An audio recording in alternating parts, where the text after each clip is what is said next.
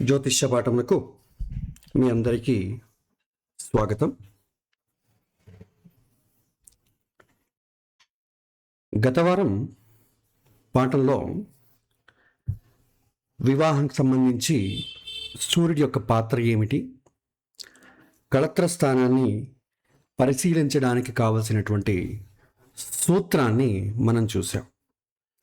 స్థాన బలము, కారకుడి బలము, ఆధిపత్య బలం. స్థాన బలం వాతావరణాన్ని సూచిస్తుంది. కారకుడి యొక్క బలం దాంపత్య జీవనానికి కావలసినటువంటి సౌఖ్యాన్ని సూచిస్తుంది. ఆధిపత్య బలం పుణ్యాన్ని సూచిస్తుంది. ఇది గత వారం మనం పాఠంలో నేర్చుకున్నాం. ఇప్పుడు ఇవాళ యథార్థంగా మనం ఒక ఉదాహరణ జాతకాన్ని పరిశీలించాలి. ఎందుకంటే సూత్రాన్ని అయితే మనం చూసాం, జాతకాన్ని పరిశీలించడం ఎలాగా, ఒక ఎగ్జాంపుల్ జాతకాన్ని తీసుకున్నాం.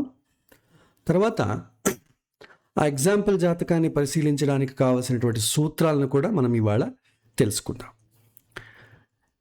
మీరు స్థాన బలము, కారకత్వ బలము, ఆధిపత్య బలం మనం ఎప్పుడు యథావిధిగా విద్యాస్థానము, ఉద్యోగ స్థానము, వివాహ స్థానాన్ని ఏ విధంగా చూసామో అదేవిధంగా మీరు క్యాల్కులేట్ చేయాల్సి ఉంటుంది. మీకు ఇది సహకరించే విధంగా మనం ఎలాగో ఒక యాప్ను తయారు చేసామండి. Vaishwanara.com VAISWANARA.com టైప్ చేసినట్టయితే హోమ్ పేజ్ ఓపెన్ అవుతుందండి. ఈ హోమ్ పేజ్లో యాప్స్ అని ఉంటుంది, దీన్ని ఓపెన్ చేయండి. ఇందులో చివర్లో జాతకము, దశ, గోచారం అని ఒకటి ఉంటుంది, దీన్ని క్లిక్ చేయండి. ఇలా క్లిక్ చేసినా ఈ పేజ్ ఓపెన్ అవుతుంది. కొన్ని కారణాల రీత్యా Vaishwanara.com అనే సైట్ డౌన్ అయిందనుకోండి, అప్పుడు మీరు డైరెక్ట్గా స్క్రీన్ కనిపిస్తుంది చూడండి, vaishwanara.github.io/apps యాప్స్ ఇది కొట్టినా కూడా మీకు డైరెక్ట్గా ఈ పేజే ఓపెన్ అవుతుంది. ఒకవేళ సైట్ ఏమైనా మెయింటెనెన్స్లో ఉన్నా, రెన్యువల్ చేయడం నేను మర్చిపోయినా సైట్ ఓపెన్ కాదు. అప్పుడు డైరెక్ట్గా మీరు vaishwanara.github.io/apps అని మీరు ఇలా ఓపెన్ చేసినా కూడా మీకు ఓపెన్ అవుతుంది. సో ఇది ఒక హింట్. ఇందులో మనం ఏం చేస్తాం, జాతకంలో ఉన్నటువంటి గ్రహాలను ఇక్కడ నింపుతాం.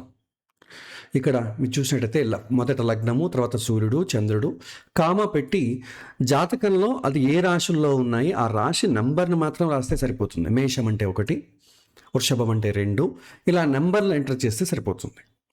మనం ఇవాళ ఒక ఎగ్జాంపుల్ చూద్దాం. ఎగ్జాంపుల్ జాతకంలో తులా లగ్నం అయిందండి. తులా అంటే 7, కామ. సూర్యుడు ఎక్కడున్నాడంటే కన్యా రాశిలో ఉన్నాడు, అంటే 6, కామ. చంద్రుడు మకర రాశిలో ఉన్నాడు, అంటే 10, కామ. కుజుడు కన్యా రాశిలో ఉన్నాడు, 6, కామ. బుధుడు కూడా కన్యా రాశి, గురువు కూడా కన్యా రాశి. శుక్రుడు తులారాశిలో ఉన్నాడు, 7. శని వృశ్చిక రాశిలో ఉన్నాడు, 8. రాహు తులారాశిలో ఉన్నాడు, 7. కేతు మేషరాశిలో ఉన్నాడు, 1. ఇలా వేసి మీరు జస్ట్ అప్లై పొజిషన్స్ అంటే ఆటోమేటిక్గా గ్రహాలు వచ్చేస్తాయి. ఇక్కడ మీరు ఇది ఎంటర్ చేయడం మీకు కష్టంగా ఉన్నట్టయితే కింద మీకు ఆల్రెడీ ఒక్కొక్క గ్రహానికి పక్కన ఒక డ్రాప్ డౌన్ మెనూ ఇచ్చాను.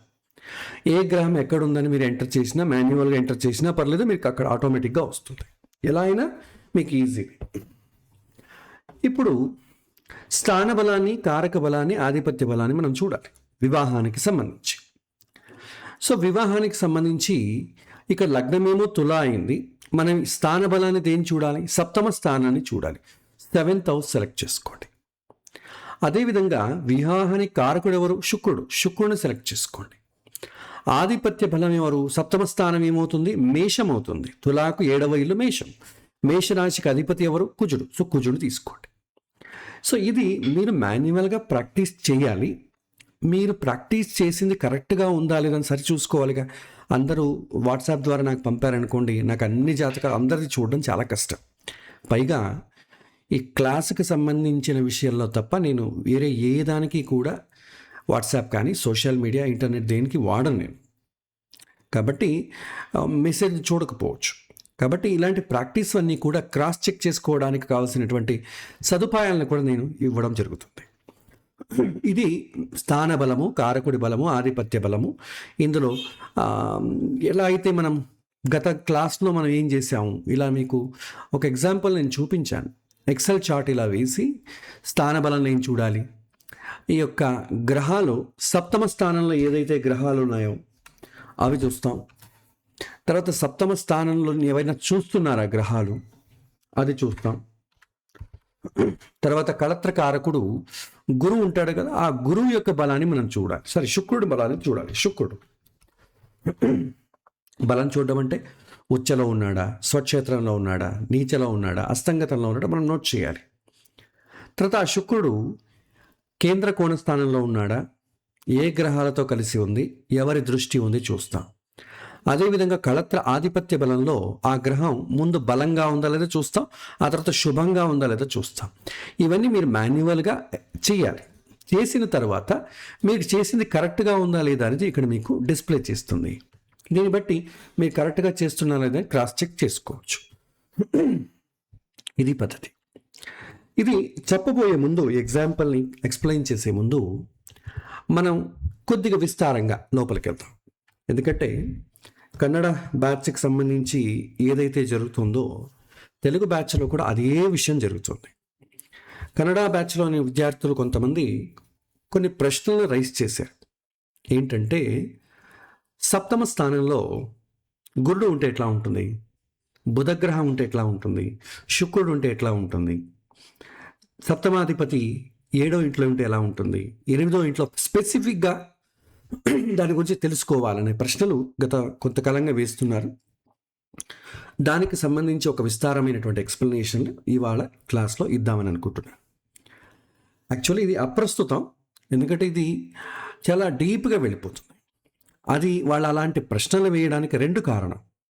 ఒకటి, సబ్జెక్ట్ని ఇంకొంతగా డీప్గా నేర్చుకోవాలనే ఒక ఉద్దేశంతో ఆ ప్రశ్న అడిగి ఉండొచ్చు.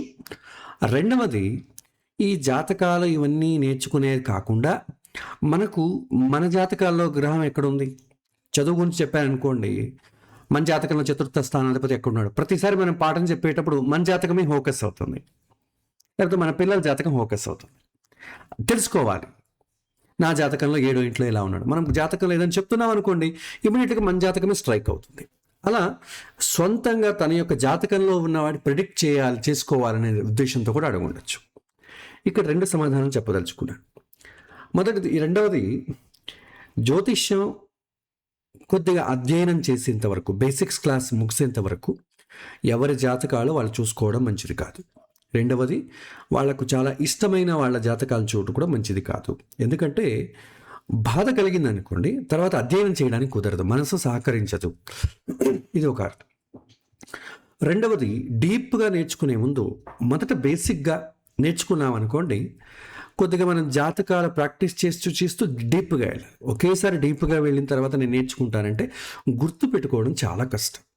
అందుకే ఒక గ్రహం 7వ ఇంట్లో ఉందా అంటే శుభగ్రహమా పాపగ్రహమా అని అంత తెలుసుకుంటే చాలు.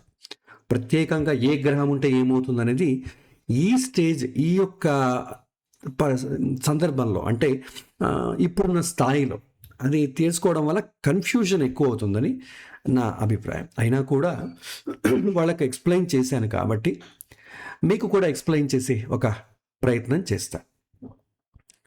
యూజువలీగా స్థాన బలము, కారకత్వ బలము, ఆధిపత్య బలం అని 3 మనం చూస్తామండి.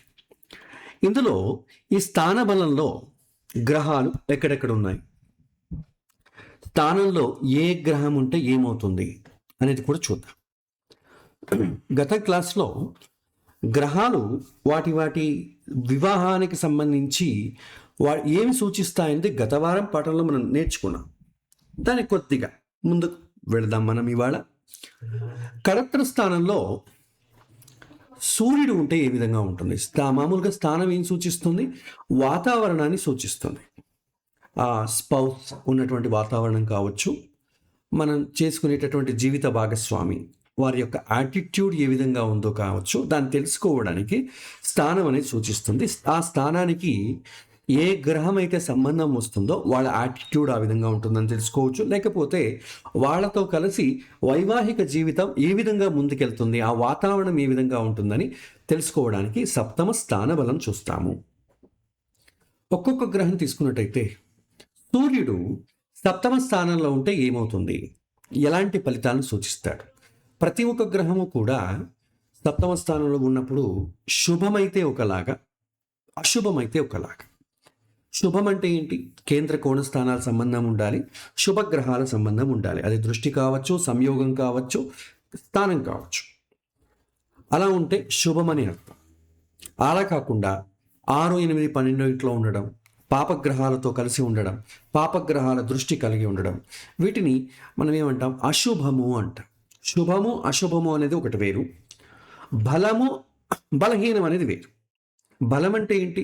ఉచ్చ స్థానంలో ఉండడం, స్వక్షేత్రంలో ఉండడం, మిత్రక్షేత్రంలో ఉండడం, నవాంశలో ఉండడం, వీటన్నిటిని మనం ఏమంటామంటే బలంగా ఉందని అర్థం. తర్వాత బలహీనం అంటే ఏంటి? నీచ స్థానంలో ఉండడం, తర్వాత శత్రుక్షేత్రంలో ఉండడం, నవాంశలో నీచ స్థానాల్లో ఉండడం, అస్తంగతం అవ్వడం, ఇవన్నీ బలహీనం అని అర్థం. బలము బలహీనం వేరు, శుభము అశుభం వేరు. బలంగా ఉన్న గ్రహాలన్నీ కూడా శుభంగా ఉండాలని లేదు, బలహీనంగా ఉన్న గ్రహాలన్నీ కూడా అశుభంగా ఉండాలని లేదు. వైస్ వెర్సా ఏదైనా కావచ్చు. బలహీనంగా ఉన్న గ్రహం శుభాన్ని సూచిస్తాయి కొన్ని సందర్భాలు, బలంగా ఉన్న గ్రహం చెడును కూడా సూచిస్తుంది. అంటే ఎంత ఇంటెన్సిటీ ఉంది, పుణ్యం ఎక్కువ ఉందా తక్కువ ఉందా అని చూసుకోవడానికి కూడా మనం ఈ బలము బలహీనతను చూసుకుంటాం. ఇక్కడ సూర్యుడు ఒకవేళ సప్తమ స్థానంలో ఉండి శుభ సంబంధం కలిగితే, అంటే శుభగ్రహాలతో కలిసి ఉండడం కానీ, శుభగ్రహాల దృష్టి పడడం కానీ, నవాంశలో శుభ స్థానంలో ఉండడం కానీ, ఇలా జరిగితే ఏ విధంగా ఉంటుందంటే వైవాహిక జీవితంలో గౌరవం ప్రతిష్టలు బాగా పెరుగుతాయి. వివాహం అయిన తర్వాత ఆ భాగస్వామికి నాయకత్వము, అధికార స్వభావం ఉంటుంది. కష్ట సమయాల్లో కూడా వదలడం అనేది ఉండదు. దాంపత్యంలో సామాజిక స్థాయి బాగా పెరుగుతుంది, సోషల్ స్టేటస్ బాగా పెరుగుతుంది. ఒకవేళ పాపగ్రహాల సంబంధం వచ్చిందనుకోండి, సంబంధం వస్తే అహంకారం పెరిగిపోతుంది, నా మాట నడవాలనేటటువంటి ధోరణి పెరిగిపోతుంది. భార్యాభర్తల మధ్య అధికార పోరాటం, నేనంటే నేను ఎక్కువ, నేను లేకపోతే నీ జీవితమే లేదు, ఇలాంటివి పోరాటాలు జరుగుతాయి.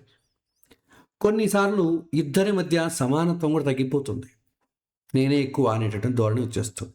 ఇది అహంకారము అధికారము ఉన్నట్టయితే వివాహం అనేది సాఫ్ట్గా వెళ్ళదు. ఎన్నో సందర్భంలో ఈక్వల్ స్టేటస్లో ఉన్నవాళ్ళు, ఈక్వల్ క్వాలిఫికేషన్లో ఉన్నవాళ్ళు ఈ విధంగా గొడవలు పడడం మనం సాధారణంగా చూస్తూ ఉంటాం. చాలా వాటికి డైవర్సులకు కారణం ఇవే. కాబట్టి సూర్యుడి విషయంలో చాలా జాగ్రత్తగా కన్సిడర్ చేయాలి.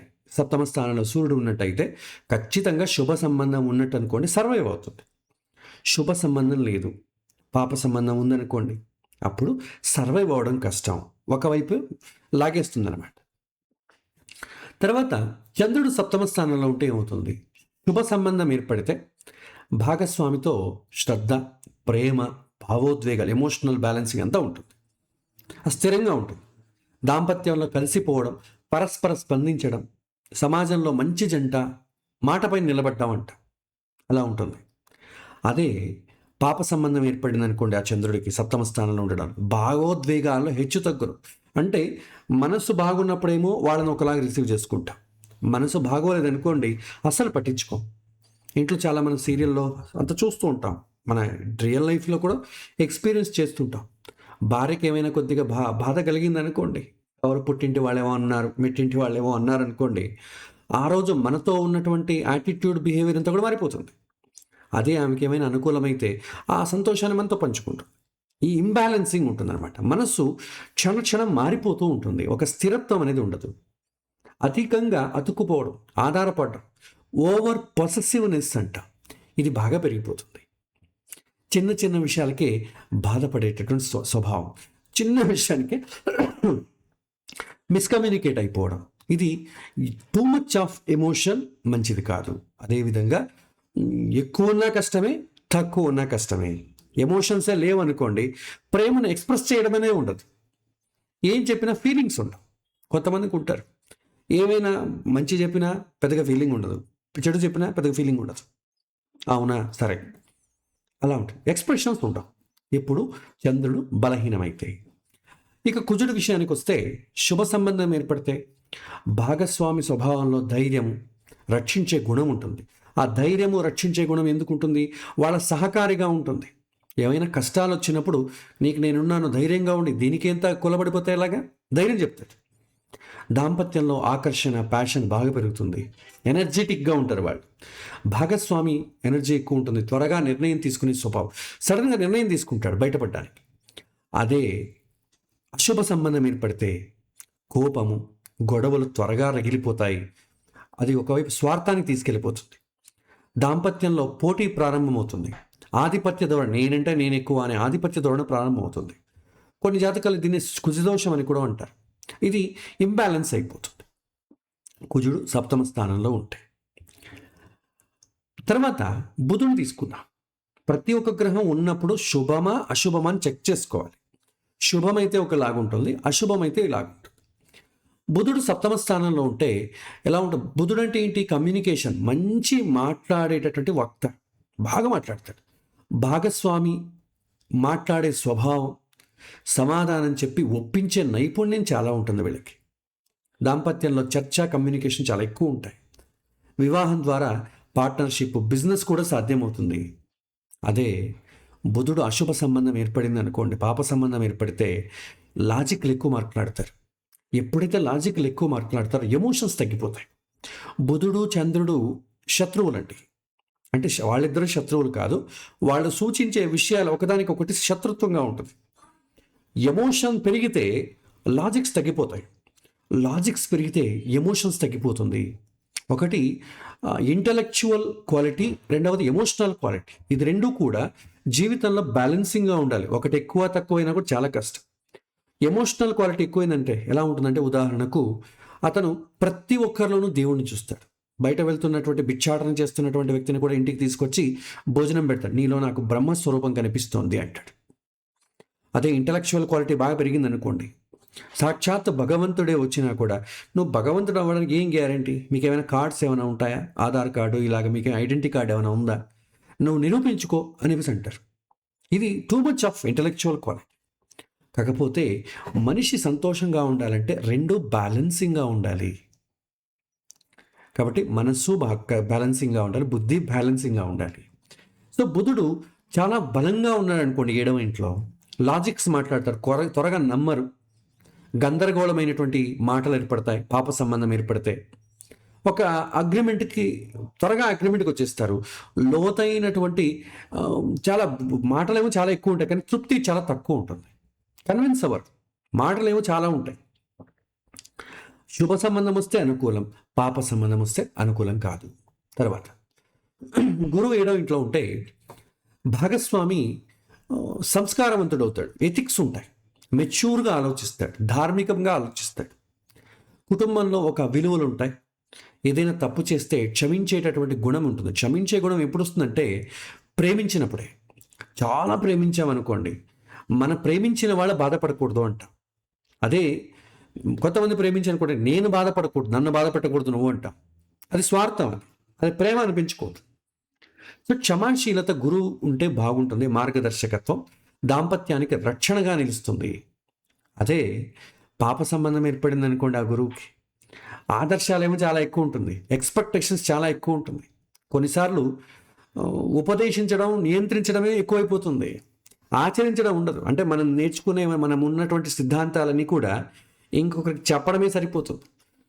ఇది ఎక్కడ చూడొచ్చు అంటే, కొన్ని ఆర్థడాక్స్ ఫ్యామిలీస్ ఉంటాయి. వాళ్ళు ఏమైనా మా ఇంట్లో ఇలాంటి పద్ధతులు లేవండి అంటాడు, మా ఇంట్లో ఇలా చేయరండి, మా ఇంట్లో ఈ సత్యనారాయణ వ్రతం ఇలా చేస్తామండి, ఇలా చెప్పుకుంటూ వెళ్తారండి. కానీ చేయడం విషయానికి వస్తే చాలా కష్టం. కొత్తగా ఎవరైనా కొత్త అత్తవారింటికి వెళ్ళారనుకోండి, మా ఇంట్లో ఆ పద్ధతి లేదు, ఈ పద్ధతిలో మా ఇంట్లో ఇలాగే పద్ధతి ఉంది, కోడలే వచ్చి ఇలా చేయాలి, ఇవన్నీ చాలా ఉంటాయి. అంటే ఉపదేశించడం పెరిగిపోతుంది, అర్థం చేసుకోవడం తగ్గిపోతుంది. ఇది ఆర్థడాక్స్ ఫ్యామిలీలో చాలా ఎక్కువగా ఉంటుంది. తర్వాత ఇది కూడా పాప సంబంధం వస్తే చాలా కష్టం. బట్ ఇవాల్టి రోజుల్లో ఎథిక్స్ అనుకోవచ్చు. ఎథిక్స్ చాలా ఎక్కువ మాట్లాడతారు, కానీ ఫాలో అవడం అనేది ఉండదు. అన్నీ కూడా చూపించుకోవడానికి, ప్రదర్శనకే ఉంటుంది. తర్వాత శుక్రుడు సప్తమ స్థానంలో ఉంటే అది శుభప్రదమైతే దంపతుల మధ్య ప్రేమ, అనుసంధానం, మాధుర్యం చాలా బాగుంటుంది. పరస్పర ఆకర్షణ, సుఖ సౌకర్యాలు, భాగస్వామ్యం చాలా మృదువైనటువంటి, అందమైనటువంటి, రమణీయమైనటువంటి స్వభావం కలిగి ఉంటుంది. శుభ సంబంధం వస్తే చాలా మంచిది, కానీ పాప సంబంధం వస్తే అంతే చెడ్డది. ఆశలు, భోగాసక్తి బాగా పెరిగిపోతాయి. ఎప్పుడైతే ప్లెజర్స్ అనేవి బాగా పెరిగిపోయాయి అనుకోండి, ఫుల్ఫిల్మెంట్కి వెళ్ళడానికి చాలా కష్టం. అంటే తృప్తి అనేది చాలా తక్కువ ఉంటుంది. అలాంటి వాళ్ళు తృప్తి కోసం ఎంత దూరమైనా వెళ్తారు. అది మంచిది కాదు వైవాహిక జీవితానికి. అధికంగా నిరీక్షణ, ఎక్స్పెక్ట్ చేయడం ఎక్కువ, రొమాన్స్ ఎక్స్పెక్టేషన్ చాలా ఎక్కువ, అవతల వైపు వాళ్ళకి చాలా ఇబ్బంది కలుగుతుంది. అశుభ ప్రభావం ఉంటే టెంప్టేషన్ అవ్వడం, రిలేషన్షిప్ ఇష్యూస్ చాలా వస్తాయి. ఎందుకంటే కోరికలు చాలా పెరిగాయి అనుకోండి. ఇప్పుడు ధనం విషయంలో కోరికలు పెరిగిన ఏదో అడ్డదారుల్లో మనం సంపాదించవచ్చు. కామవాంఛనలో కోరికలు పెరిగితే ఏమవుతుంది, వేరే వాళ్ళ దగ్గర కోరుకుంటారు. అది ఎక్స్ట్రా మ్యారిటల్ అఫైర్స్కి వెళ్ళిపోయి సంబంధాలు కూలిపోతాయి. కాబట్టి శుక్రుడు సప్తమ స్థానంలో శుభగ్రహాలతో ఉంటే మంచిది, పాపగ్రహాలతో ఉంటే అతి కాముకుడు అవుతాడు. కామానికి కారకుడు శుక్రుడు, కామానికి సంబంధించిన ఇల్లు 7వ ఇల్లు. అతను పోయి అక్కడ కూర్చుంటే ఏమవుతుంది, ఓవర్ అయిపోతుంది. Too much of anything is also dangerous. ఇది మంచిది కాదు. శని సప్తమ స్థానంలో ఉంటే దాంపత్య జీవితంలో శుభ సంబంధం ఒకవేళ శనికి వస్తే బాధ్యతలు, కర్తవ్యనిష్ట బాగుంటుంది. సంబంధాలు దీర్ఘకాలికంగా ఉంటాయి. అర్థం చేసుకోవడం నిదానమైనా కూడా ఆ బంధాలు చాలా పద్ధతిగా నిలబడతాయి. భాగస్వామి ప్రాక్టికల్గా, డిసిప్లైన్డ్గా ఉంటాడు శని సంబంధం ఏర్పడితే. అదే శనికి పాప సంబంధం ఏర్పడితే వివాహం ఆలస్యం అవుతుంది. శని అంటేనే లేట్. శనైహి చరహ సంస్కృత అర్థం. శనైహి అంటే ఏంటి, నిదానం. శీఘ్రం అంటే వేగంగా. శనై అంటే నిదానం అని అర్థం. శనైహి చరహ, నిదానంగా సంచరించేవాడు అని అర్థం. అన్నీ నిదానం అవుతాయి. సంబంధంలో ఒక రకంగా మాధుర్యం తక్కువగా ఉంటుంది. కర్తవ్యం ఎక్కువ, ఆనందం తక్కువ. కష్టపడ్డమే ఎక్కువైపోతుంది పాపం. కానీ శని బలంగా ఉన్న, శుభంగా ఉన్న, అశుభంగా ఉన్న బంధాలు అయితే నిలబడతాయండి. సప్తమ స్థానంలో శని ఉన్నప్పుడు వాళ్ళు బాధ్యతలను విస్మరించి దూరంగా వెళ్ళరు. ఒకవేళ సాంసారిక జీవితంలో కష్ట నష్టాలున్నా కూడా దూరంగా వెళ్ళడానికి వారు ఇష్టపడరు. ఇది నిలబడుతుంది. గురువు ఏ విధంగా అయితే సప్తమంలో ఉంటే మంచిదో, అంటే దీర్ఘకాలిక సంబంధాల విషయాలకు వస్తే, శని కూడా సప్తమంలో ఉంటే ఆ వైవాహిక జీవితం నిలబడుతుంది. కష్టాలు ఉంటాయి, కానీ నిలబడ్డం అనేది ఉంటుంది. మనం చూస్తాం పాతకాలంలో పాపం ఇంట్లో పెద్దవాడు ఉంటాడు, పెళ్లి చేస్తారు. అతనిపైన అన్ని బాధ్యతలు ఉంటాయి. ఇల్లు చూసుకోవాలి, పిల్లల్ని చదివించాలి, వాళ్ళకి పెళ్ళిళ్ళు చేయాలి. ఇంట్లో ఉన్న పని వల్ల, ఉమ్మడి కుటుంబాల వల్ల భార్యాభర్తలు కలుసుకోవడమే చాలా కష్టం. వాళ్ళు కలిసి మాట్లాడుకోవడం చాలా కష్టంగా ఉంటుంది. కానీ ఎక్కడ కూడా బాధ్యతలను విస్మరించడం అనేది ఉండదు. పాతకాలం సినిమాలు మీరు రామారావు, నాగేశ్వరరావు సినిమాలో చూస్తే అప్పుడు ఇవి కనిపిస్తాయి. రాహు సప్తమ స్థానంలో ఉంటాయి. ఇది కొద్దిగా ఆడ్గా ఉంటుంది అనమాట. అంటే వాడికి భిన్నమైనటువంటి టేస్ట్లు, ఫ్యాంటసీలు ఉంటాయి. సామాన్యంగా ఎవరైనా ప్రేమించారని కూడా ఏం చేస్తారు, ఎక్కడో గుళ్ళో కలుసుకుందామా, బయట కలుసుకుందామా, సినిమా థియేటర్ కలుసుకుందాం ఉంటుంది. వీడికి చాలా విలక్షణంగా ఉంటుంది. ఎలా ఉంటుంది, మనమిద్దరం కలుసుకుందాం, మన కలుసుకునే రోజు చాలా మర్చిపోని రోజు అయి ఉండాలి, కాబట్టి మనమిద్దరం శ్మశానంలో కలుసుకుందాం. ఎందుకంటే ప్రకృతి భిన్నంగా కోరుకుంటాడు వాటి. అతని యొక్క మైండ్ సెట్ అలాగ ఉంటుంది. ఎవ్వరూ చేయనటువంటి చెయ్యాలనేటటువంటి కోరికలు ఉంటాయి. ఇది వేరే విషయాల్లో బాగుంటుంది. వైవాహిక జీవితంలో అలా వచ్చింది అనుకోండి, చాలా కష్టమవుతుంది. ఎందుకంటే ఆపోజిట్ పార్టీ సహకరించాలిగా, అది కష్టమవుతుంది. అన్కన్వెన్షనల్ మ్యారేజ్ అంటాం దీన్ని. అంతర్జాతీయ వివాహాలు కావచ్చు, అంతర్ caste, inter caste, inter sect, inter religion, ఇలాంటివన్నీ కూడా ఆ యొక్క కోరికలు ఎక్కువ ఉంటాయి అతనికి. అది నెరవేరుతుందా లేదని మళ్ళీ విషయం. కానీ అతని మైండ్ సెట్ అలా ఉంటుంది, ఆ వాతావరణం అలా ఉంటుంది. ఒకవేళ శుభప్రదమైంది అనుకోండి, బలమైనటువంటి ఆకర్షణ, సడన్గా రిలేషన్షిప్స్ వస్తాయండి. సడన్, ఎక్కువ రోజులు ఉండదు. ఉన్నట్టుండి కాలేజీలో చూశాడు, ఇష్టపడ్డాడు, ఒకరినొకరు మాట్లాడుకున్నారు, నెలకు మీద మనం ఇద్దరం పెళ్ళైపోవాలంతే. సడన్గా అయిపోతుంది. వెయిట్ చేయడం అనేదంతా ఏమి ఉండదు. త్వరగా పెళ్లి చేసేసుకోవాలి, త్వరగా విడిపోవాలి, ఆ విధంగా ఉంటుందన్నమాట. సో భాగస్వామి యొక్క నేపథ్యం చాలా భిన్నంగా ఉంటుంది. అతని యొక్క కోరికలు, డిజైర్స్ చాలా వేరే వాడికి చాలా భిన్నంగా ఉంటాయి. ఆ పాప సంబంధం ఏర్పడితే అనుమానాలు, ట్రస్ట్ ఉండదండి, నమ్మకం ఉండదు. ఎప్పుడైతే నమ్మకం ఉండదు, ఎందుకంటే అబద్ధాలకు కూడా రాహువే కారకుడు. అబద్ధాలు చెప్పి ఒకసారి నమ్మకం పోయిందనుకోండి, మళ్ళీ అతనిపైన ఫెయిత్ రావడం చాలా కష్టం. ఒక రకంగా మాయ, భ్రమ, దీనివల్ల ఏర్పడినటువంటి బంధం అది ఎప్పటికైనా సమస్యలకు దారితీస్తుంది. సమాజంలో విమర్శలు, కాంట్రవర్సీగా ఉంటుంది. శుభగ్రహాల సంబంధం ఉంటే అనుకూలంగా ఉంటుంది, కానీ లేకపోతే చాలా భిన్నంగా ఉంటుంది వీళ్ళ యొక్క వాతావరణం. తర్వాత ఇవాళ రోజులు మనకు రాహు సప్తమ స్థానంలో ఉండడం వల్ల మీకేమంతగా అనిపించదు, బట్ ప్రాచీన కాలంలో ఇది చాలా భిన్నంగా ఉండేది. అదేవిధంగా కేతు సప్తమ స్థానంలో ఉంటే రాహు భిన్నంగా ఉండడానికన్నా భిన్నంగా ఉంటుంది, అపోజిట్గా ఉంటుంది. శుభంగా ఉంటే ఏ విధంగా ఉంటాడు, భాగస్వామి చాలా స్పిరిచువల్గా, డిటాచ్డ్గా ఉంటుంది. అంటే పెళ్ళేమో చేశారు, మా ఇంట్లో మా అమ్మ నాన్న చేశారండి, నాకైతే ఏం పెళ్లి చేసుకోవాలని లేదు, ఏదో పాపం పెద్దవాళ్ళు పోరు పడలేక ఇంకా నా వెనక ఇంకా చాలామంది ఉన్నారు, పెళ్ళిళ్ళు కావాలి, నువ్వు చేసుకోకుంటే ఎట్లాగని బలవంతం పెట్టి చేశారండి, నాకైతే పెళ్ళి అసలు వద్దే అనుకుంటున్నానండి అంటాడు. ఇంట్రెస్ట్ ఉండదు. పొసెసివ్నెస్ చాలా తక్కువ, నాది నాదే అనేటటువంటి ఉండదు. దాంపత్యం ఇన్నర్ గ్రోత్కి కారణమవుతుంది. ఇంట్లో ఎవరిని పట్టించుకోదు, ఒక రకమైనటువంటి వైరాగ్య భావనతో ఉంటాడు. అశుభంగా ఉన్నట్టు అనుకోండి, విరక్తి, దూరంగా ఉండేటటువంటి మనస్తత్వం, అన్నిటికీ చీదరించుకుంటూ ఉంటాడు. ఇదేంటబ్బా జీవనం, ఎవడు కనిపెట్టాడు ఈ పెళ్ళిళ్ళు కానివ్వండి అంటాడు. సంబంధం ఉంటుంది కానీ అనుబంధం ఉండదు అన్న అనుభవం ఉంటుంది వాడికి. సెపరేషన్ టెండెన్సీ, లోన్లీగా ఉండడానికి చాలా ఇష్టపడతారు. ఇది కూడా మంచిది కాదు. శుభ శుభ సంబంధం వస్తే అనుకూలం, లేకపోతే చాలా కష్టం. తర్వాత ఇది సప్తమ స్థానంలో ఉండడం వల్ల. తర్వాత కళత్ర కారకుడిని తీసుకున్నాం. అతను కళత్ర కారకుడు ఏం సూచిస్తాడు అనేది మనం చూసినట్టయితే దాంపత్య సుఖం ఎలా ఉండాలి అనేది సూచిస్తుంది. ఇది దీని గురించి మనం ఎంత తక్కువ మాట్లాడుకుంటే అంత మంచిది. ఎందుకంటే ఇందులో మనం ఎవరికి సలహాలు ఇవ్వలేం, ఎందుకంటే అంత డీప్గా మనం చెప్పలేం, చాలా వెగటుగా ఉంటుంది. ఇది మనం అవుట్లైన్గా చూసినట్టయితే శుక్రుడు దాంపత్య మాధుర్యాన్ని సూచిస్తాడు, భార్యాభర్తల మధ్య ప్రేమ అనురాగాలను సూచిస్తాడు, ఇంటిమసీ, శారీరకమైనటువంటి సౌఖ్యం, ఇద్దరి మధ్య ఫ్యాంటసీ, రొమాన్స్ ఏ విధంగా ఉండాలి, ఎవరెవరికి ఏవేవి ఇష్టాలు ఉంటాయి కదండి, అవన్నీ, కామం, ఆకర్షణ, ఇవన్నీ సూచిస్తాడు. సంబంధంలో మృదువైనటువంటి ప్రవర్తన, ఇవన్నీ కూడా ప్లెజర్ సీకింగ్, ఇవన్నీ కూడా శుక్రుడు కోరుకునేవి. ఇద్దరి మధ్య, భార్యాభర్తల మధ్య బంధం ఎక్కువ ఉండాలంటే ఇద్దరి టేస్ట్లు కలవాలి. భిన్నంగా ఉన్నాయనుకోండి, వీరికి ఒక టేస్టు ఫ్యాంటసీ, వాళ్ళకు ఒక ఫ్యాంటసీ ఉందనుకోండి, చాలా కష్టం. శుక్రుడు బలంగా ఉంటే ఏ ఫలితాలను ఇస్తాడు అనేది మనం చూసినట్టయితే దాంపత్య సుఖానికి శుభ సూచన, శుభంగా ఉన్నట్టయితే పార్ట్నర్ పైన సహజంగానే ప్రేమ ఉంటుంది, సహజంగా ప్రేమ, ఆకర్షణ ఉంటుంది. రొమాన్స్ మరియు బాండింగ్ న్యాచురల్గా ఉంటుంది. ఇంటిమసీ, అఫెక్షన్స్ చాలా సస్టైనబుల్గా ఉంటుంది. అందమైనటువంటి, సౌమ్యమైనటువంటి మాట్లాడతారు. రిలేషన్షిప్ చాలా బాగుంటుంది. స్పౌస్ కూడా చాలా మృదువుగా, ప్లీజింగ్గా, చార్మింగ్ నేచర్గా ఉంటుంది. మానసికంగా మనం తీసుకున్నట్టయితే లవ్ ఓరియంటెడ్ మైండ్, అతను చాలా ఇష్టపడతాడు. భార్యను భర్త కానీ, భర్తను భార్య కానీ ఇష్టపడడం చాలా ఎక్కువ ఉంటుంది. ఫర్గివ్నెస్ టెండెన్సీ కూడా, ఏమైనా మనం ఇష్టపడినప్పుడు ఏమవుతుంది, తప్పు చేస్తే మళ్ళీ మనం క్షమిస్తాం, ఆ టెండెన్సీ ఉంటుంది. రిలేషన్షిప్ చాలా స్మూత్గా ఉంటుంది.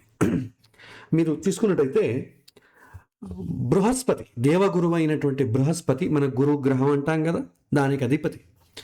ఆ బృహస్పతి తన భార్య తార, బృహస్పతి దగ్గర చంద్రుడు పాఠం నేర్చుకోవడానికి వస్తాడండి, శిష్యరికం చేస్తాడు. చంద్రుడు ఎంత సౌందర్యంగా ఉంటాడంటే చెప్పలేం, అంత సౌందర్యంగా ఉంటాడు చంద్రుడు. మోహక మనస్సుని ఆకర్షించేటటువంటి మనస్సు ఎలా ఉంటుంది. గురువు యొక్క భార్య తార చంద్రుడిని చూస్తే అతను చూస్తూనే అలాగే ముగ్ధంగా ఉండిపోతుంది, చాలా ఇష్టం అయిపోతుంది. చివరికి వాళ్ళిద్దరు కలిసి పారిపోతారు. పారిపోయి కొన్ని మన ఆ కథలు తెలియవు కానివ్వండి, చెప్తుంది శాస్త్రం, అయితే మీకు భాగవతంలో వస్తుంది. అలా వెళ్ళిపోయిన తర్వాత ఇక సృష్టి ఇంబ్యాలెన్స్ అవుతుంది కదా, మళ్ళీ వాళ్ళని కలబెట్టి బ్రహ్మదేవుడు వాళ్ళని తీసుకొస్తాడు. అప్పటికే ఆమె గర్భిణిగా ఉంటుంది. తీసుకొచ్చి ఇంకా అతను చంద్రుడు క్షమించమని కోరుతాడు గురువుని. గురువు కూడా ఏమంటాడు, ఎలాంటి ఇబ్బంది పెట్టుకోడు, తన భార్యని స్వీకరిస్తాడు. అలాగే స్వీకరిస్తాడు. అంటే తాను ఇష్టపడే ధర్మం అనేది అలా ఉంటుంది. ప్రేమ అనేది ఎక్కువ ఉంటే ఆమె ఎలాంటి తప్పు చేసినా కూడా స్వీకరించే క్వాలిటీ కూడా ఉంటుంది. అది ప్రేమ, నిజమైనటువంటి ప్రేమ. తర్వాత వాళ్ళ ఒక బిడ్డ పుడుతుంది. ఆ బిడ్డకి బుధుడు అనే నామకరణం చేస్తారు. అతనే మన జాతక జ్యోతిష్యాన్ని వచ్చే బుధుడు, చంద్రుడి యొక్క కుమారుడు. బృహస్పతి యొక్క భార్య వచ్చి తల్లి, చంద్రుడు వచ్చి తండ్రి. తర్వాత ఈ బిడ్డకు తండ్రి ఎవరు చెప్పాలి? ఆమె చెప్పాలి. ఆమె చెప్పదు. తర్వాత వచ్చి బ్రహ్మదేవుడు అడిగితే ఈ బిడ్డకు తండ్రి చంద్రుడే అని చెప్తాడు. తర్వాత కూడా గురువు ఎలాంటి ఇబ్బంది పడకుండా, చంద్రుడికి ఏదో శాపం ఇచ్చాడనుకోండి, తన భార్యను దిద్దుకుంటాడు. తన కొడుకు కాకపోయినా కూడా ఆ బుధుడికి చాలా శ్రద్ధతో తండ్రిలాగే చూసుకొని అతనికి పాఠాలు చెబుతాడు. ఇది భాగవతంలో ఉన్నటువంటి కథ. దాన్ని మన యొక్క లౌకిక జీవితంలో ఏ విధంగా ఉంది ఆ విధంగా దాన్ని ఆలోచించలేదు. ఎందుకంటే వాళ్ళు ఎలివేటెడ్ మైండ్ సెట్స్ ఉన్న వాళ్ళు అలా చేస్తారు. దాంట్లో మనం తప్పులు పట్టడానికి ఏం లేదు. కాకపోతే కథారూపంలో ఎందుకు చెప్పానంటే, ఒకవేళ ప్రేమ ఎక్కువగా ఉంటే ఎలాంటి తప్పు చేసినా కూడా క్షమించేటటువంటి గుణం ఉంటుంది. ఫర్గివ్నెస్ టెండెన్సీ అంటాం. ఇది చాలా బాగుంటుంది. శుక్రుడికి కారకుడు శుభ సంబంధం, ఒక బలంగా ఉండాలి, శుభంగా ఉండాలి, పాప సంబంధం రాకూడదు. సో రిలేషన్షిప్ చాలా స్మూత్గా వెళ్తుంది. శారీరకంగా తీసుకుంటే శుక్రుడు బలంగా ఉన్నట్టయితే పొటెన్సీ, సపోర్ట్, ఇంటిమసీ చాలా బాగుంటుంది. భార్య యొక్క లేకపోతే భర్త యొక్క కోరికలు ఏవైతే ఉంటాయో చాలా తీర్చడం జరుగుతుంది. ఇక ఇంటిమసీ విషయానికి వస్తే స్త్రీల విషయంలో కుజుని చూస్తారు, పురుషుల విషయంలో శుక్రుని చూస్తారు. అది ఓన్లీ మీరు ఇద్దరి మధ్య దాంపత్య జీవనం, సెక్షువల్ లైఫ్ని మీరు వర్ణించాలంటే, అది ఏ విధంగా ఉంటుందో మీరు డీప్గా వెళ్ళాలంటే అప్పుడు తీసుకుంటాం. ఊరికే జస్ట్ అవుట్లైన్లో దాంపత్య సుఖం ఒకటే ఎలా ఉంటుంది అన్నప్పుడు శుక్రుడిని మాత్రమే చూస్తాము, కుజుడిని చూడము. ఎందుకంటే భార్యాభర్తల్లో పురుషుడు అనేవాడు స్త్రీలో కోరుకునేది వేరుగా ఉంటుంది, స్త్రీ పురుషుల్లో కోరుకునేది వేరే ఉండదు. స్త్రీ పురుషుల్లో శక్తి వాడి యొక్క ఎంత బలంగా ఉన్నాడు, భుజస్కంధాల బలం అలా చూసుకుంటారు. స్త్రీ పురుషుడైతే స్త్రీ ఎంత అందంగా ఉందని చూసుకుంటాడు. కాబట్టి ఇద్దరి యొక్క ఆలోచన డిఫరెంట్గా ఉంటుంది కదా. కాబట్టి గ్రహాలు మారుతాయి. మిగతా కామము అని తీసుకున్నట్టయితే, దాంపత్యము కామము అని తీసుకుంటే శుక్రుడే చూస్తాము. చాలామంది పుస్తకాల్లో స్త్రీలకు కుజుని చూడాలి అంటారు. అది దేనికి చూడాలంటే, మీరు ఇద్దరి మధ్య రాసలీలలో సెక్షువల్ యాక్టివిటీ ఏ విధంగా ఉంటుందంటే అప్పుడు చూడాలి. సామాన్యంగా వాడిద్దరు దాంపత్యం బాగుందండి, ఇద్దరు ఒక చోట ఉన్నారు, అంతవరకే మీరు తీసుకున్నట్టయితే శుక్రుడిని మాత్రమే మనం తీసుకుంటాం. ఇది శుక్రుడికి సంబంధించి శుభంగా బలంగా ఉన్నప్పుడు ఈ విధమైనటువంటి విషయాలు మనం చెప్పొచ్చు, సూచనలు చెప్పొచ్చు. అదే శుక్రుడు బలహీనమైన, పాపగ్రహాల సంబంధం వచ్చిన ఏ విధంగా ఉంటుంది? ఆకర్షణ చాలా తక్కువ ఉంటుంది, ఇంటిమసీ తక్కువ ఉంటుంది. ఆకర్షణ తక్కువైతే ఏమవుతుంది? భార్య కానీ భర్త కానీ పక్క చూపులు చూస్తారు. రొమాన్స్ ఏమవుతుంది? బై ఫోర్స్ జరుగుతుంది. ఇష్టం ఉండదు, ఒకరికి ఇష్టం ఉండదు. బై ఫోర్స్ జరిగింది అనుకోండి, చాలా అది ఇంబ్యాలెన్స్ అయిపోతుంది. పాతకాలంలో బాగుంటుంది కానీ ఈ కాలంలో విడాకులు అవుతాయి. రిలేషన్షిప్ అంతా డ్రైనెస్గా ఉంటుంది, సాటిస్ఫాక్షన్ అనేది ఉండదు. పార్ట్నర్ ఎక్స్ప్రెషన్, వాళ్ళ కోరికలే వేరు, వీళ్ళ కోరికలే వేరుగా ఉంటాయి, మిస్ మ్యాచ్ అయిపోతుంది. ప్రేమ ఉంది కానీ సుఖం లేదు, సుఖం ఉంది కానీ తృప్తి లేదు, ఈ రకమైనటువంటి భావనలు ఏర్పడతాయి. మనస్సు ఏ విధంగా ఉంటుంది? అఫెక్షన్ ఎక్స్ప్రెస్ చేయడం చాలా కష్టం. ఇష్టమేమో ఇష్టమే కానీ ఎక్స్ప్రెస్ చేయరు. ఎక్స్ప్రెస్ చేయడం అనేది ఉండదు, అది చాలా కష్టం. ఎందుకంటే నేను ఎక్స్ప్రెస్ చేస్తే ఆమె ఇంకోలా అనుకుంటే ఏం చేయాలి, ఆమె ఏమైనా అనుకుంటుందేమో, లేకపోతే నేను ఎందుకు సరెండర్ అవ్వాలి, ఈ రకమైనటువంటి ఈగోలు స్టార్ట్ అవుతాయి. కాబట్టి ఎక్స్ప్రెసివ్నెస్ ఉండదు. ఎప్పుడు శుక్రుడు బలహీనమైతే అతనికి సంతోషం వచ్చినా ఒకటే, దుఃఖం వచ్చినా ఒకటే, అసలు రియాక్షనే ఉండదు. ఒక ప్రేమను ఎక్స్ప్రెస్ చేసే క్వాలిటీలు కూడా ఉండదు. నాకు వచ్చేది ఇలాగే, నేను ఇట్లాగే మాట్లాడతాను. అయ్యా భార్యతో ఎలా కొద్దిగా మృదుగా నడుచుకోవాలరా అంటే కూడా వినడు. నాకు వచ్చింది చాలా కోపంగా, రఫ్ అండ్ టఫ్గా మాట్లాడతాను. అది మంచిది కాదు. ఓవర్ క్రిటిసిజం, మానసిక లక్షణాలు ఎలా ఉంటాయి? అఫెక్షన్ ఉండదు, ఓవర్గా క్రిటిసైజ్ చేయడం, జెలసీనెస్, ఇన్సెక్యూరిటీ ఫీలింగ్ అనేది ఉంటుంది ఒకవేళ రాహు సంబంధం ఉన్నట్టయితే. ఇక శారీరకంగా మీరు తీసుకున్నట్టు అనుకోండి, సెక్షువల్ సాటిస్ఫాక్షన్ ఇంబ్యాలెన్స్గా ఉంటుంది. తర్వాత lack of interest, fatigue, disconnection, అసలు ఇంట్రెస్ట్ ఉండదు. ఏంటబ్బా రోజు ఇదే నా జీవితం, చెయ్యి ఎవరు కనిపెట్టారు ఈ పెళ్ళిళ్ళు అని ఉంటుంది. అలాంటప్పుడు ఏం చేస్తారు? భార్యలు కానీ భర్తలు కానీ పక్క చూపులు చూడడం జరుగుతుంది. ఇది కూడా మంచిది కాదు. ఎందుకంటే వివాహం అనేది నిలబడేదే ఇప్పటి కాలంలో బలంగా కామము పైనే, ధర్మం పైన నిలబడలేదండి. ప్రాజాపత్య వివాహం వరకు ధర్మం పైన నిలబడింది. ఇక గాంధర్వ వివాహము, అసుర వివాహము, రాక్షస వివాహము, పైశాచిక వివాహంలో కామమే ప్రధానం కాబట్టి శుక్రుడు బలంగా ఖచ్చితంగా ఉండాలి, లేకపోతే నిలబడదు. ఈ విధంగా శుక్రుడు యొక్క కారకత్వాన్ని మనం చెప్పుకోవచ్చు. ఇక శుక్రుడు బలంగా ఉన్నాడా లేదని ఎలా సూచిస్తాం? స్వక్షేత్రంలో ఉండాలి, ఉచ్చ స్థానంలో ఉండాలి, ఉంటే బలం. కేంద్ర త్రికోణ స్థానంలో ఉంటే శుభం, లేదా శుభగ్రహాల దృష్టి ఉండాలి. పాపగ్రహాల దృష్టి ఉండకూడదు, సంబంధం ఉండకూడదు. నవాంశలో కూడా శుక్రుడు బాగుండాలి. ఇలా ఉంటే శుక్రుడు బలంగా ఉన్నాడు, శుభంగా ఉన్నాడు అని అర్థం. శుక్రుడు ఎప్పుడు బలహీనమవుతాడు? నీచ, అస్తంగతం, దౌర్బల్యం ఏర్పడితే బలహీనంగా ఉంటాయి.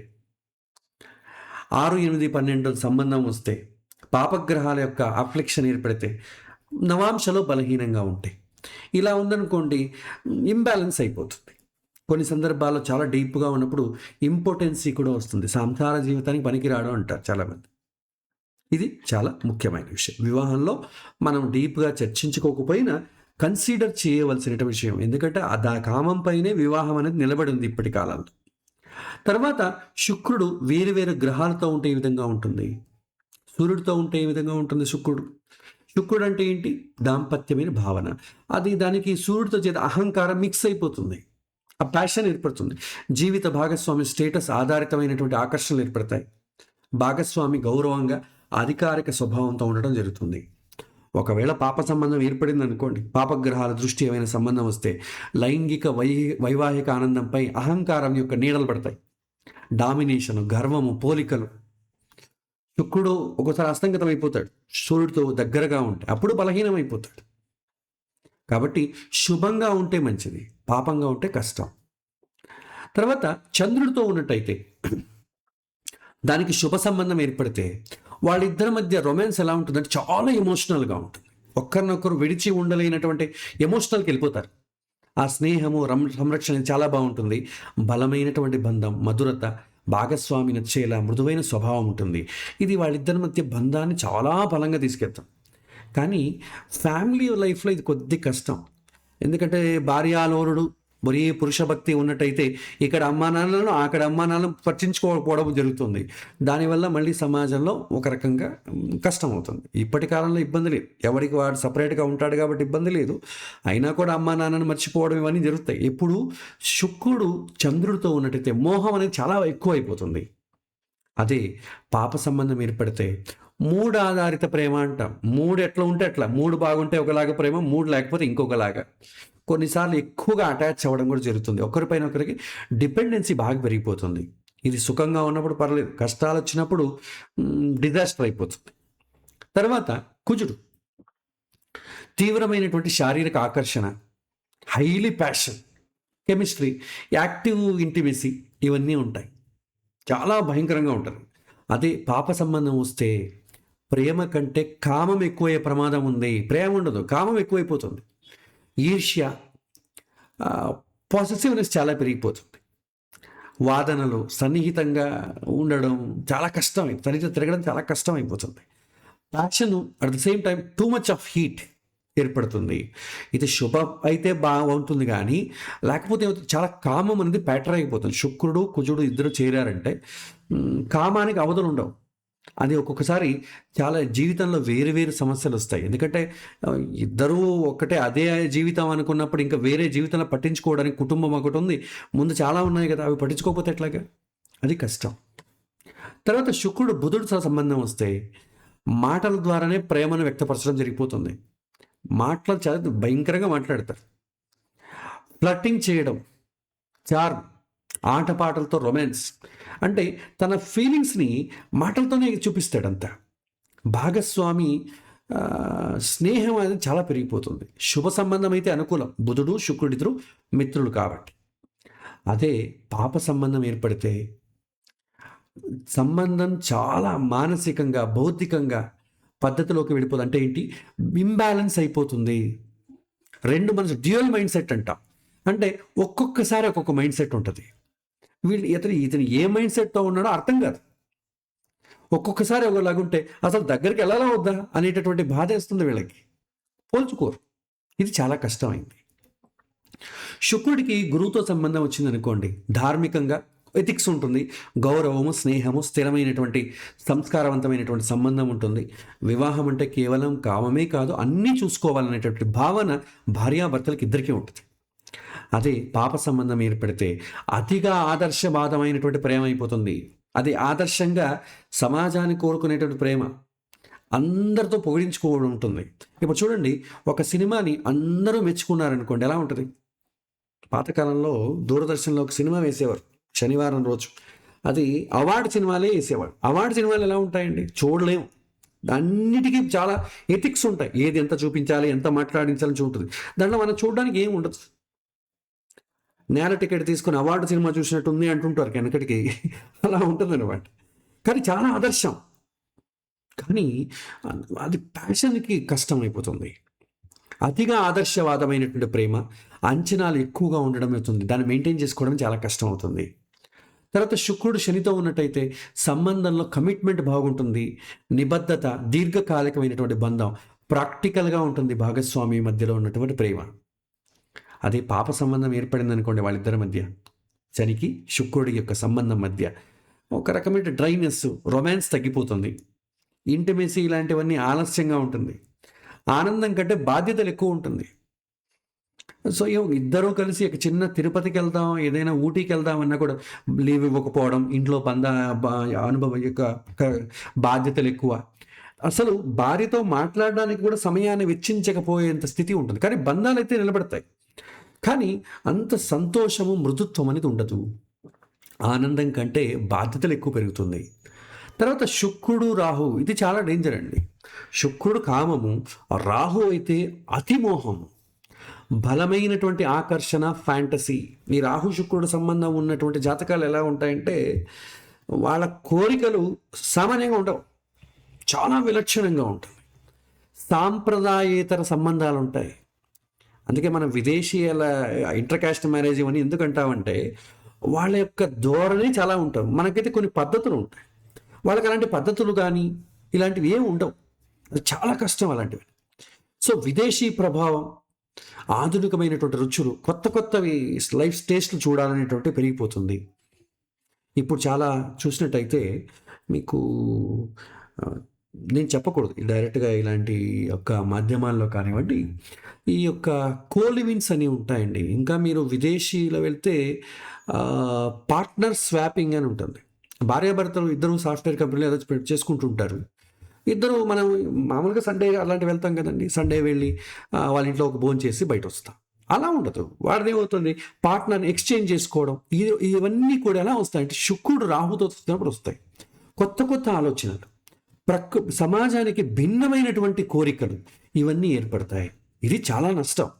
రాహు శుక్రుడు కలిసి ఉండి వాళ్ళకి శుభగ్రహ సంబంధం లేకపోతే వాళ్ళ యొక్క కోరికలు సామాన్యంగా ఉండవు, సమాజానికి అనుగుణంగా ఉండవు, అది విపరీతాలకు దారితీస్తాయి. కాబట్టి చాలా జాగ్రత్తగా ఉండాలి.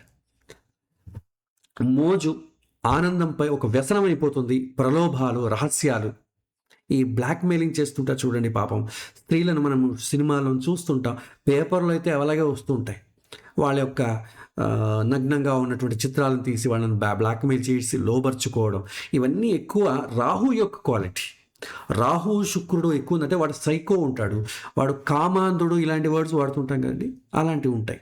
శుభగ్రహాల సంబంధం ఉంటే ఎలాంటి ఇబ్బంది ఉండదు. ఇది కేవలం ఇది ఒక్క కాంబినేషన్ చూసి భయపడకండి. నేను అందుకే చెప్పాను, మీ జాతకాలు ససేమిరా చూసుకోకండి. చూసుకున్నట్టయితే మీరు జ్యోతిష్యం నేర్చుకోలేరు. మీకు సంబంధించి పిల్లలకు సంబంధించి పూర్తిగా జ్యోతిష్యం నేర్చుకునే వరకు మీరు చూడకండి, చాలా భయం వేస్తుంది. ఎందుకంటే ఈ ఒక్క దాంతోనే మనం జడ్జ్ చేయలేము. ఇంకా వేరేవి చాలా ఉన్నాయి. లగ్నాన్ని చూస్తాము, వాళ్ళ కేంద్ర కోణాలు చూస్తాము, గురువుని చూస్తాము. అవన్నీ చూసి అవన్నీ బాగలేకుండా ఈ ప్రాబల్యం ఉందనుకోండి, అలాంటివన్నీ కష్టం.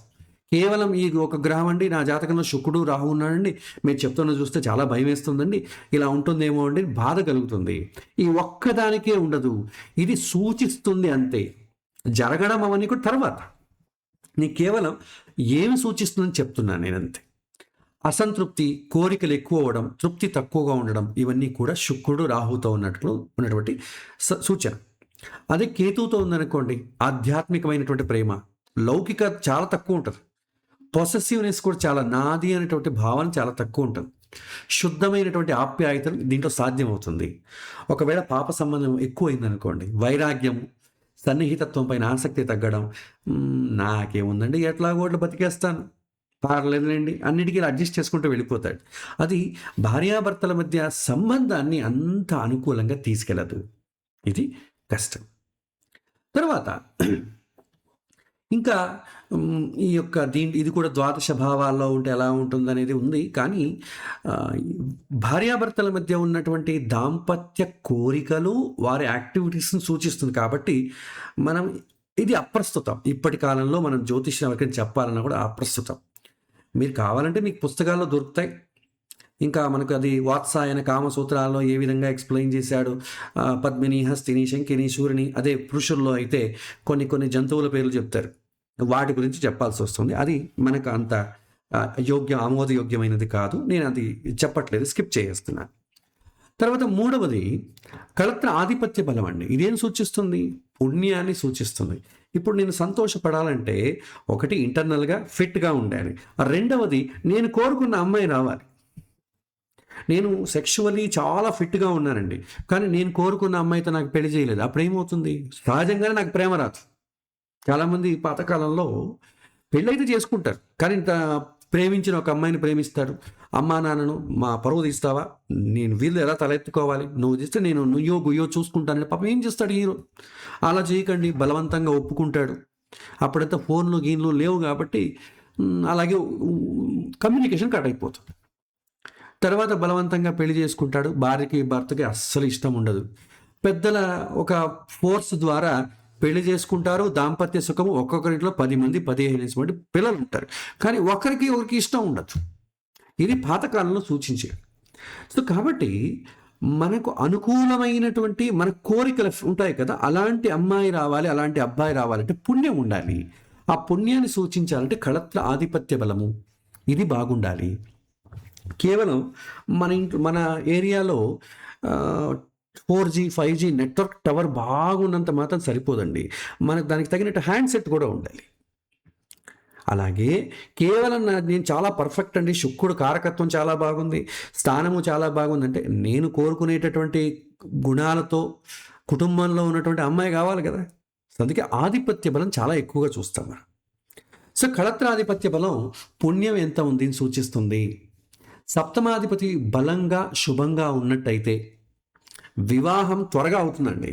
వివాహం అయ్యే అవకాశాలు చాలా పెరుగుతాయి. వివాహానికి సంబంధించిన ఫలాలు, భార్యకైతే భర్త, భర్తకైతే భార్య, ఒక కుటుంబం ఫామ్ అవ్వడం, అందరి యొక్క సహాయ సహకారాలు అన్నీ దొరుకుతాయి.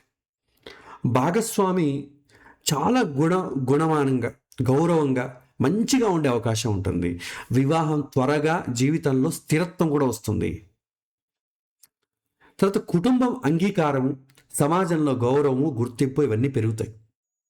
భాగస్వామి నుండి సహకారము, మద్దతు ఇవన్నీ బాగా లభిస్తాయండి. ఎప్పుడు సప్తమ స్థానం బలంగా ఉన్నప్పుడు. ఒకసారి సప్తమ స్థానం చాలా శుభంగా బలంగా ఉందనుకోండి, శుక్రుడు జాతకంలో శుక్రుడు రాహు ఉన్నా కూడా ఇబ్బంది లేదు. ఎందుకంటే అతనికి మనస్సులో ఆ కోరికలు ఉంటాయి, కానీ సమాజానికి, ఫ్యామిలీకి భయపడి లేదా భార్యకు అన్యాయం చేయడం ఇష్టం లేక అతను బలవంతంగా తన్ను తాను నిగ్రహించుకుంటాడు. చాలామందికి ఎన్నో కోరికలు ఉంటాయి. నాకు ఎవరైనా చూసామని సినిమాలో చూసినా కూడా, బయట చూసినప్పుడు కూడా వాళ్ళతో ఉండాలనిపిస్తుంది, కానీ సాహసం చేయం. ఎందుకంటే సమాజంలో విలన్ అవ్వడం ఇష్టం లేదు. సప్తమాధిపతి బలంగా ఉన్నప్పుడు ఒకవేళ శుక్రుడు ఏమైనా పాప సంబంధం వచ్చినా కూడా అతని మనస్సులో ఆ రకమైనటువంటి కోరికలు ఉంటాయే తప్ప అది కార్యరూపాన్ని ధరించదు. ఇది మనం గమనించాలి. భయపడాల్సిన అవసరం అయితే లేదు. ముఖ్యంగా మనం చూసేది ఆధిపత్య బలం చాలా బాగుండాలండి. సో ఇది వివాహం తర్వాత జీవితం చాలా స్థిరత్వం ఏర్పడుతుంది. భాగస్వామి నుండి సహాయ సహకారాలు ఏర్పడతాయి. సప్తమాధిపతి బాగుంటే మీరు ఏం కోరుకుంటారో అలాంటి అనుకూలమైనటువంటి భార్య లేకపోతే భర్త, ఆ వివాహ కార్యం చాలా మృదువుగా, స్మూత్గా, త్వరగా అవుతుంది. అదే సప్తమాధిపతి బలంగా ఉంటే మెయిన్గా వివాహం లేట్ అవుతుందండి. ఒకవేళ కుదిరినా అనేక అడ్డంకులు వస్తాయి. ఏదో ఒక అడ్డంకి, ఎవరో ఇంట్లో ఉన్నవాళ్ళు అనారోగ్యమో, చనిపోవడమో, ఒకసారి అంతా సెట్ అయినాక భార్య ఆ తరపున వాళ్ళు మాకు అవసరం లేదనుకోవడము, లేకపోతే వాళ్ళకి కోపగించుకోవడము, ఏదో కట్నాలు, ఏదో సవాలక్ష గొడవలు వస్తాయి. మాటలు చర్చలు జరుగుతాయి కానీ ఆలస్యం కావచ్చు, కొన్ని సందర్భాలు కుదరకుండా పోవచ్చు, మిస్ అయిపోతుంటాయి. చూసారా, అన్నీ బాగున్నాయండి, చివరి నిమిషంలో వచ్చి మిస్ అయిపోతూ ఉంటుంది. అది ఎప్పుడు సప్తమాధిపతి బలహీనంగా ఉన్నప్పుడు. వివాహం జరిగినా కూడా పూర్తి తృప్తి తక్కువగా ఉంటుంది, తృప్తి ఉండదు. భాగస్వామి సహకారం ఎక్కువ ఉండదు. అనుకూలమైన సమస్యలు, మళ్ళీ మళ్ళీ గొడవలు రావడం. కొన్నిసార్లు కఠిన జాతకాల్లో ఏమవుతుంది, చాలా చాలా కఠినంగా ఉందనుకోండి, ఈ యొక్క సప్తమాధిపతి బలహీనంగా, లేకపోతే పాపగ్రహాల సంబంధం ఉంటే విడాకులు అవడానికి కూడా సాధ్యం ఉంటుంది. సప్తమాధిపతి బలహీనమైతే సంబంధం అయితే ఉంటుంది, కానీ సంతోషం అనేది ఉండదు. ఇది చాలా కష్టం. తర్వాత సప్తమాధిపతి బలహీనమైతే మనం ఒక లిస్ట్ తీసుకున్నాం అనుకోండి, చెక్ లిస్ట్. ఇది కూడా సేమ్. స్వక్షేత్రంలో ఉండాలి సప్తమాధిపతి, ఉచ్చ స్థానంలో ఉండాలి, కేంద్రము లేదా త్రికోణ స్థానంలో ఉంటే శుభమవుతుంది. శుభగ్రహాల సంబంధం రావాలి, పాప సంబంధం రాకూడదు, నవాంశలో కూడా బాగుండాలి. ఇలా అయితే కళత్రాధిపతి బలంగా ఉన్నాడని అర్థం. అప్పుడు అన్నీ మనం పైన పేర్కొన్నవన్నీ అనుకూలం అవుతాయి. ఒకవేళ నీచ అయినా, అస్తంగతమైన, దుష్ట స్థానాలైనటువంటి 6, 8, 12 ఇంట్లో ఉన్న, పాపగ్రహాలైనటువంటి శని, రాహు, కుజ వీళ్ళతో ఉన్న, నవాంశలో కూడా బలహీనమైతే వివాహం ఆలస్యం కావడం, ఇద్దరి మధ్య సంబంధాలు తక్కువ ఉండడం, ఏదో ఒక ఇబ్బందులు కలగడం అనేది జరుగుతుంది. తర్వాత ఈ సప్తమాధిపతి సూర్యాది గ్రహాలతో అందరితో కలిసి ఉంటే సంబంధం వస్తే ఏ విధంగా ఉంటుంది అది కూడా మనం చూద్దాం. సప్తమాధిపతి సూర్యుడితో కలిసి ఉంటే వివాహం వల్ల స్థానము, మానము, ప్రతిష్ట అన్నీ పెరుగుతాయి. చాలా మంచి హైఫైలో ఉన్నటువంటి అమ్మాయి లేదా అబ్బాయి దొరకడం సాధ్యమవుతుంది. వీళ్ళు ఏదైతే కోరుకుంటారో చాలా హై స్టేటస్లో ఉన్నవాడు దొరుకుతారు. అదే బలహీనమైతే హై స్టేటస్లో ఉన్న వాళ్ళని దొరికినా కూడా అహంకారము, అధికార సంఘర్షణ, నా మాటే నడవాలనేటువంటి ఎక్కువ అవుతుంది, ఎక్కువ టెండెన్సీ ఉంటుంది. ఒకవేళ సప్తమాధిపతి చంద్రుడితో ఉంటే ఎమోషనల్ చాలా బంధం, ఇతను చాలా సాఫ్ట్, ఇతను కోరుకున్న దానికన్నా చాలా సాఫ్ట్గా ఉన్న అమ్మాయి దొరుకుతుంది. కుటుంబం ఇన్వాల్వ్మెంట్ చాలా ఎక్కువ ఉంటుంది శుభమైతే. అదే పాప సంబంధం వస్తే మంచి ఎమోషనల్ క్వాలిటీ అయితే ఉంది, అది డిస్టర్బెన్స్గా ఉంటుంది. అంటే ఏంటి, త్వరగా మిస్కమ్యూనికేషన్ రావడం. చాలా ఇష్టపడుతుంది, నువ్వంటే నాకు చాలా ఇష్టం, ప్రతిరోజు నువ్వే కావాలనుకుంటున్నాను అని అనుకుంటే, అంటే నేను ఒక్కదానే కావాలనుకుంటే రెండవది వద్దా, ఇలా అన్నిటికీ పెడర్థాలు తీయడం అనేది జరుగుతుంది. తర్వాత టూ మచ్ ఆఫ్ ఆధారపడడం అనేది జరుగుతుంది. అలాంటి సంబంధాలు వస్తాయి. సప్తమాధిపతి కుజుడు సంబంధం వస్తే త్వరగా నిర్ణయం తీసేసుకోవడం, మ్యారేజ్ యాక్షన్ అయ్యే అవకాశం, త్వరగా అయిపోతుంది మ్యారేజ్. శారీరక ఆకర్షణ చాలా పెరుగుతుంది. మంచి శక్తి, అంటే ధైర్యస్తులైనటువంటి వాటితో పెళ్ళి అవ్వడం జరుగుతుంది. ఆ గుణాలు ఉంటాయి. ఒకవేళ పాప సంబంధం ఏర్పడితే గొడవలు, కోపము, డామినెన్సు, తీవ్రమైనటువంటి దోషం ఉంటే వేరుపడడం జరుగుతుంది. కొంతమంది సాఫ్ట్గా ఉన్నటువంటి హీరో ప్యాషనిస్ట్ ఫ్యామిలీలో పెళ్లి చేసుకుంటే ఎలా ఉంటుంది, అలా ఉంటుంది. పాప సంబంధం ఏర్పడుతుంది. అదే శుభ సంబంధం ఏర్పడితే వాళ్ళంతా సపోర్టివ్గా ఉంటారు. అలా సప్తమాధిపతి బుధ సంబంధం వస్తే మాటల చర్చల ద్వారా వివాహం ముందుకెళ్తుంది. శుభ సంబంధం ఏర్పడితే స్నేహభావం బాగుంటుంది. కొందరికి బిజినెస్ పార్ట్నర్షిప్ ద్వారా కూడా పెళ్ళైపోతుంది, బిజినెస్లో ఉన్న వాళ్ళతో. ఒకవేళ పాప సంబంధం ఏర్పడితే అతిగా మాట్లాడడం, ఒక రకంగా గందరగోళం, అశుభ ప్రభావం ఉంటే డ్యూయల్ మైండ్ సెట్ ఉంటుంది. ఇది చాలా కష్టం. సప్తమాధిపతి గురువుతో సంబంధం వస్తే అది శుభమైతే ధార్మికమైనటువంటి సాంస్కారికమైనటువంటి వివాహాలు జరుగుతాయి. కుటుంబం యొక్క ఆశీర్వాదం ఏర్పడుతుంది. రక్షణ, అనుసంధానం, క్షమాశీలత, మంచి ఫ్యామిలీలో ఉన్నటువంటి ధార్మికమైనటువంటి ఫ్యామిలీలో అవుతున్న వాళ్ళతో పెళ్ళి అవుతుంది. సమస్య వస్తే ఆదర్శం ఎక్కువైపోతుంది, నిరీక్షణ పెరిగిపోతుంది. వాళ్ళ ఇంట్లో అంటే చాలా మంచి, వాళ్ళ పద్ధతి అండి, చాలా పద్ధతిగా ఫ్యామిలీ అని చెప్పేసి పెళ్లి చేసేస్తారు. వాళ్ళ ఇంట్లో ఆచారాలకి భయపడి బెంబేలెత్తిపోయి బయటకు వచ్చేస్తారు చాలామంది. ఎందుకంటే పద్ధతులు ఎక్కువైపోతాయి. అది సహజంగా ఉండదు, మెకానికల్గా ఉంటుంది. ఆ ప్రమాదాలు కూడా ఉన్నాయి. సప్తమాధిపతి శనితో ఉన్నట్టయితే కట్టుబాట్లు, బాధ్యత, దీర్ఘకాలిక సంబంధాలు సాధ్యమవుతాయి. ఒకవేళ సమస్య ఏర్పడితే వివాహంలో లేట్ అవుతుంది. ఈ యొక్క శని సంబంధం వస్తే లేట్, దూరం పెరిగిపోతుంది, కర్తవ్యం ఎక్కువ ఉంటుంది, ఆనందం తక్కువ ఉంటుంది. సప్తమాధిపతి శుక్రుడితో ఉన్నట్టయితే శుభ సంబంధం అయితే వాళ్ళిద్దరి మధ్య ఆకర్షణ, అప్పుడు ఏమవుతుందంటే మంచి వర్చస్సు కలిగినటువంటి ఆమె కానీ, హ్యాండ్సమ్గా ఉన్నటువంటి భర్త కానీ రావచ్చు. అదే పాప సంబంధం ఏర్పడింది అనుకోండి, ఇంకా ఎక్కువగా ఆ యొక్క అందంగా ఉండడం అవుతుంది. కాకపోతే ఏమవుతుంది, భార్య రూపవతి శత్రు. అదే పురుషుల్లో కూడా అలాగే ఎక్కువ అందంగా ఉన్నాడు అనుకోండి భర్త, ఏమవుతుంది, భార్య ఒకటే చూస్తుంది, ఏంటి ఆఫీస్కి వెళ్ళి అందరూ చూస్తారు. అది వాళ్ళ సంసారంలో చిచ్చు పెడుతుంది. అదేవిధంగా రాహు సంబంధం ఏర్పడితే భిన్నమైనటువంటి వివాహం, కొన్ని సందర్భాల్లో వాళ్ళ పద్ధతులు ఆచారాలకు భిన్నంగా ఉండే సంబంధాలు ఏర్పడతాయి. మన ఇంట్లో ఈ వంట పద్ధతులు లేవు, నువ్వు వాళ్ళ ఇంట్లో తీసుకొచ్చావేంటి, వీళ్ళ పద్ధతులకి వాళ్ళ పద్ధతులకి చాలా డిఫరెన్స్ ఉంటుంది. అది ఇంటర్ క్యాస్టే అవ్వాల్సిన అవసరం లేదండి. మీరు బ్రాహ్మణులే తీసుకోండి, north Indian Brahmin, south Indian Brahmin, ఒక్కరికొకరు సంబంధమే ఉండదు, కానీ ఇద్దరు బ్రాహ్మిన్సే. ఇక్కడ వేదం చదువుకున్నాడు, అతను కాశీలో ఉండి వేదం చదువుకున్నాడు. వాళ్ళ సాంప్రదాయం వేరు, మన సాంప్రదాయం వేరు. ఇలా భిన్నమైనటువంటి సంస్కృతి ఏర్పడడం వల్ల కంగు తినాల్సి వస్తుంది. తీవ్రమైనటువంటి ఆకర్షణ, ఒకవేళ సమస్య ఏర్పడిన పాప సంబంధం వస్తే భ్రమ, అనుమానము, సీక్రెసీ దీంట్లోనే ఉండవచ్చుంది. అస్థిరత, జీవితంలో ఎగుడు దిగుడు చాలా పెరిగిపోతుంది. తర్వాత కేతు సంబంధం వచ్చిందనుకోండి, కర్మబంధిత వివాహం, ఏదో తప్పనిసరి పరిస్థితుల్లో చేసుకోవాల్సి వచ్చింది, నాకు ఇష్టం లేదు కానీ చేసుకోవాల్సి వచ్చింది. స్పౌస్ ఒకవేళ ఇంట్రోవర్ట్గా ఉంటాడు, స్పిరిచువల్గా అయినా ఉంటాడు. అదేవిధంగా నెగిటివ్ అయిందనుకోండి, విరక్తి, దూరం పెరిగిపోవడం, లోన్లీనెస్, సెపరేషన్ టెండెన్సీ, ఇది బాగుంటుంది. సో ఇది కష్టం. సాధ్యమైనంతవరకు మనం చూసిన దాంట్లో శుభ సంబంధం ఉంటే చాలా మంచిది. తర్వాత ఈ సప్తమాధిపతి ద్వాదశ భావాల్లో ఉంటే ఈ విధంగా ఉంటుంది. అది కూడా చూసేద్దాం, ఒక 5 minutes ఎక్కువ తీసుకుంటాను. ఒకవేళ సప్తమాధిపతి లగ్నం అనేది శుభస్థానమే, ద్వితీయ స్థానం తటస్థ స్థానం. లగ్నంలో ఉంటే భాగస్వామి ప్రభావం చాలా ఎక్కువ ఉంటుంది. వివాహం జీవితం యొక్క కేంద్రంగా మన వైవాహిక జీవితం ఎందుకు చేసుకుంటున్నాం అనేది అవేర్నెస్ ఉంటుంది. కుటుంబ స్థానంలో ఉంటే వృద్ధి, ధనవృద్ధి, స్పౌస్ ద్వారా సంపద అని బాగా పెరుగుతాయి. ఆ భావానికి సంబంధించి వివాహానికి ఆపాదించడమే. మూడవ ఇల్లు భావం అనుకోండి, భార్య మంచి సంభాషణ, ప్రయాణం, ఇలాంటి సందర్భాల్లో వివాహం జరుగుతుంది. ఒకరినొకరు అర్థం చేసుకోవడం జరుగుతుంది. పాపమైతే దానికి యాడ్వర్స్, నేను మరి దానికి ఓన్లీ శుభమని మాత్రం చెప్తున్నాను. పాప సంబంధం ఉంటే దానికి యాడ్వర్స్గా తీసుకోవాలి.